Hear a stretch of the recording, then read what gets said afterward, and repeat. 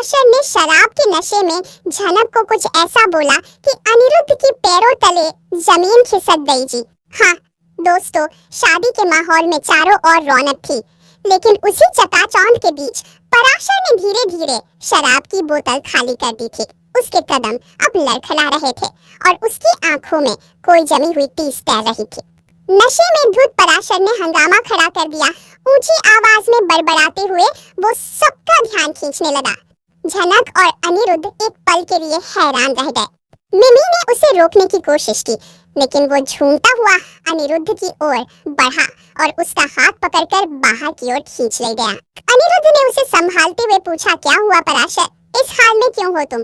पराशर की आंखें भर आईं।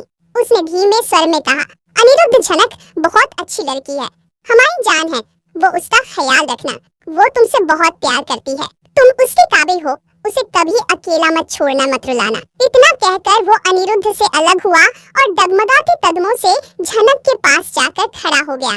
उसकी आंखें झनक पर टिकी थी, भरी हुई, टूटी हुई। झनक, उसने कांपती आवाज में कहा, तुम हमें छोड़कर जा रही हो, क्या हम तुम्हें खुश नहीं रख सकते थे? क्या हम तुम्हारे लायक नहीं हैं जो तुम उस शहरी बाबू के साथ शादी कर रही हो? मत जाओ झनक, हम तुमसे बहुत प्यार करते हैं, बहुत। तुम हमारे पास ही रहो, हम कभी तुम्हें रुलाएंगे नहीं, हम तुम्हारे लिए सब कुछ छोड़ देंगे, बस तुम मत जाओ। पूरा माहौल एक पल को जैसे ठहर गया। झनक का चेहरा सख्त हो गया और उसकी आंखों में आंसुओं के साथ साथ गुस्सा भी उभर आया। सबके सामने उसने पराशर के गाल पर एक जोरदार थप्पड़ जड़ दिया। बस करो पराशर, झनक ने तीखी आवाज में कहा। ये क्या बकवास कर रहे हो तुम? मैं पहले दिन से ही सिर्फ अनिरुद्ध सर से प्यार करती आई हूँ और आज भी वही प्यार है। मेरे लिए वही मेरे सब कुछ है। मैंने उन्हें अपने दिल से, अपनी आत्मा से चाहा है और ये बात तुम भी जानते थे। फिर आज ये सब क्यों? उसने एक गहरी सांस ली। तुम मेरे अच्छे दोस्त हो पराशर, और रहोगे, लेकिन बस दोस्त, इससे ज्यादा कुछ नहीं, कभी नहीं। इस रिश्ते को कोई दूसरा नाम देने की कोशिश मत करो। अनिरुद्ध जो ये सब देख और सुन रहा था, उसका चेहरा हैरानी और आक्रोश से भर गया। उसने गुस्से से कहा, पराशर, ये क्या बोल रहे हो तुम? झनक मेरी पत्नी बनने जा रही है और तुम इस वक्त उसके सामने ऐसा कैसे कह सकते हो? तुम जानते हो ना, हम दोनों एक दूसरे के लिए ही बने हैं। पराशर अब चुप था, उसकी आंखें झुकी हुई थी। नशे की धुंध में अब पछतावे का धुआं भी घुलने लगा था। और वहीं दूसरी ओर झनक ने अनिरुद्ध का हाथ थामकर सबके सामने अपना फैसला फिर दोहराया, मैं पहले भी तुम्हारी थी, आज भी हूँ और हमेशा रहूंगी। झनक की आवाज की गूंज अब भी माहौल में बनी हुई थी और उसका थप्पड़ पराशर के गाल पर नहीं, उसके आत्मसम्मान पर पड़ा था। वो कुछ पल के लिए वहीं खड़ा रह गया, हिलता भी नहीं, बोलता भी नहीं। चारों ओर एक अजीब सा सन्नाटा छा गया। मेहमान एक दूसरे की ओर देखने लगे, लेकिन झनक और अनिरुद्ध की आंखों में सिर्फ एक दूसरे के लिए सच्चाई और विश्वास चमक रहा था। अनिरुद्ध ने धीरे से झनक का हाथ पकड़ा, उसकी आंखों में देखकर हल्की मुस्कान दी और कहा, अब कोई और रुकावट नहीं झनक, आज सिर्फ हमारा दिन है। झनक ने भी सिर हिलाकर सहमति दी। दोनों साथ साथ मंडप की ओर बढ़ने लगे। फूलों की बारिश होने लगी, संगीत फिर से बज उठा और एक बार फिर से शादी की रस्में शुरू हुई। पंडित ने अग्नि के चारों ओर बैठने को कहा और अनिरुद्ध ने झनक का हाथ थामे हुए उसे मंडप में बैठाया। उस स्पर्श में अपनापन, सुरक्षा और स्नेह का वादा था। पराशर अब पीछे खड़ा था, दूर, चुपचाप। वो अब नशे में नहीं था, बल्कि एक बहुत भारी एहसास के नीचे दबा हुआ था। उसने पीछे हटते हुए खुद को सबसे अलग कर लिया और पास की दीवार से टिककर बैठ गया।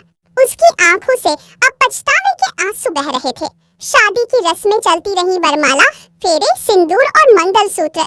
हर मंत्र के साथ, हर वचन के साथ अनिरुद्ध और झनक एक दूसरे से बंधे चले गए।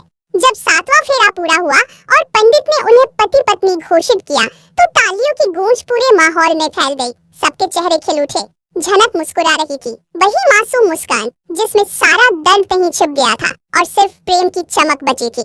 इसी बीच मिमी तेज कदमों से वहां पहुंची। उन्होंने दोनों को शादीशुदा रूप में देखकर खुशी से भर गईं। झनक, मेरी बच्ची तो सच में दुल्हन बन गई। उन्होंने झनक को गले लगाया और फिर अनिरुद्ध को आशीर्वाद दिया। खुश रहो, भगवान ने जो जोड़ी बनाई है उसे कोई जमाना नहीं तोड़ सकता। झनक ने मिमी के कंधे पर सिर रख दिया और कहा, थैंक यू मिमी, आज आप न होती तो मैं यहाँ तक नहीं पहुँचती। मिमी ने उसकी पीठ थपथपाते हुए कहा, मुझे तुम पर गर्व है, आज तूने खुद के लिए खड़ा होना सीखा है। अब सब कुछ ठीक लग रहा था, लेकिन तभी पराशर धीरे धीरे वहां पहुंचा, सिर झुकाए हुए धीमे कदमों से मंडप के पास आया। सबने उसे देखा, आंखों में अजीब सी बेचैनी और ग्लानि थी। वो झनक और अनिरुद्ध के सामने खड़ा हुआ और फिर धीरे से बोला, माफ कर दो मुझे दोनों। आज जो हुआ उसका कोई बहाना नहीं है। मैं अपने जज्बातों में बह गया, नशे में था। लेकिन सच्चाई ये है कि दिल भी बहुत भरा हुआ था। झनक, मैंने तुमसे कभी कुछ मांगा नहीं, लेकिन आज एक आखिरी चीज मांगता हूँ, तुम्हारी माफी। झनक ने उसकी आंखों में देखा, कोई लालसा नहीं थी, अब सिर्फ पछतावा था। उसने धीमे से कहा, माफ कर दिया पराशर, लेकिन आगे से कभी किसी के लिए अपने जज्बात का ऐसा मजाक मत बनाना। पराशर ने आंखें पोंछी और फिर अनिरुद्ध की ओर देखा। अनिरुद्ध, तू सच्चा इंसान है। झनक को तू ही खुश रख सकता है। मैं दुआ करता हूँ कि तुम दोनों हमेशा साथ रहो। अनिरुद्ध ने उसकी पीठ पर हाथ रखा।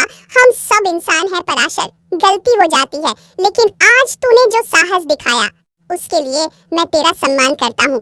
उस पल पराशर का दिल कुछ हल्का हुआ। शायद पहली बार उसने खुद को सच में माफ किया। शादी अब अपने पूरी शबाब पर थी।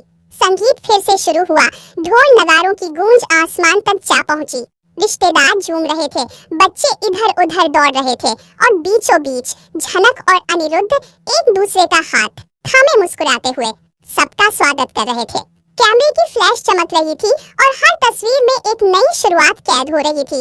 ये शादी सिर्फ दो लोगों की नहीं थी, ये उम्मीदों, भरोसे और रिश्तों की जीत थी। और वही मिमी थोड़ा दूर खड़ी होकर सबको देख रही थी, आंखों में संतोष और दिल में तसल्ली। उन्होंने मन ही मन कहा, आज मेरी झनक सच में अपने जीवन की नई शुरुआत कर रही है और मैं जानती हूँ वो अब कभी अकेली नहीं रही। फिर कनका तेजी से उसके पास आई। पराशर, उनकी आवाज में ऐसी गूंज थी कि पास खड़े लोग भी चौंक गए।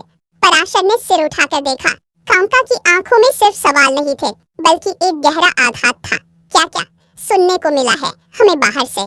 कांका ने लगभग चीखते हुए कहा, तूने झनक की शादी में शराब पी और सबके सामने उसको प्रपोज किया, और ये सब अनिरुद्ध के सामने। शर्म नहीं आई तुझे? बुआ ने भी सिर पकड़ लिया है। भगवान, ये क्या कर दिया? पराशर ने पूरे खानदान की इज्जत। कनका अब और न रुक सकी। उन्होंने उसका कॉलर पकड़ते हुए कहा, इतना गिर जाएगा तू? जो लड़की कभी तेरी नहीं थी, उसके साथ तू जबरदस्ती रिश्ता जोड़ना चाहता था, और वो भी उसके सबसे बड़े दिन पर। पराशर ने काम की आवाज में जवाब देने की कोशिश की। कांका, मैं बस अपने जज्बातों में बह गया था। मुझे लगा कि शायद एक दिन। कांका ने बीच में ही रोकते हुए कहा, शायद नहीं, कभी नहीं। झनक तुझे अपना दोस्त समझती थी और तूने उसी दोस्ती को कलंक बना दिया। आज अनिरुद्ध और झनक ने तुझे माफ कर दिया, लेकिन क्या तू खुद को माफ कर पाएगा? क्या तेरे अंदर इतनी हिम्मत है कि अपनी आंखों में देख सके? पराशर अब बिल्कुल चुप था। उसका चेहरा लाल हो गया था। शर्म, गिलानी और दर्द के मिले जुले भाव उसके चेहरे पर साफ दिख रहे थे। झनक और अनिरुद्ध जो पास ही खड़े थे, अब इस टकराव को देखकर थोड़े असहज हो उठे। लेकिन झनक ने कांका को धीरे से पास बुलाया और कहा, कांका प्लीज, मैं जानती हूँ पराशर ने आज जो किया वो गलत था, लेकिन उसने माफी मांगी है और हमें उसे एक मौका देना चाहिए अपनी गलती को सुधारने का। कांका की आंखों में नमी आ गई। उन्होंने झनक का चेहरा थामते हुए कहा, तू आज सच में बड़ी हो गई है। तेरी सूझबूझ देखकर दिल भर आया है, लेकिन तू जानती है अगर तुझे कुछ भी हो जाता तो हम कभी खुद को माफ नहीं कर पाते। झनक ने हल्के से सिर हिलाया। मैं ठीक हूँ कांका, अब सब ठीक है। बुआ ने भी झनक के सिर पर हाथ फेरा। तू हमेशा खुश रह बेटी, तूने बहुत कुछ सहा है, अब बस खुशियों का वक्त है। इस बीच पराशर एक कदम आगे बढ़ा और कांका के पैरों में गिर गया। माफ कर दो कांका, आज के बाद मैं अपनी सीमा कभी नहीं लांघूंगा। जो किया वो नहीं दोहराऊंगा और खुद को बदलूंगा। मैं आप सबका विश्वास फिर से जीतना चाहता हूँ।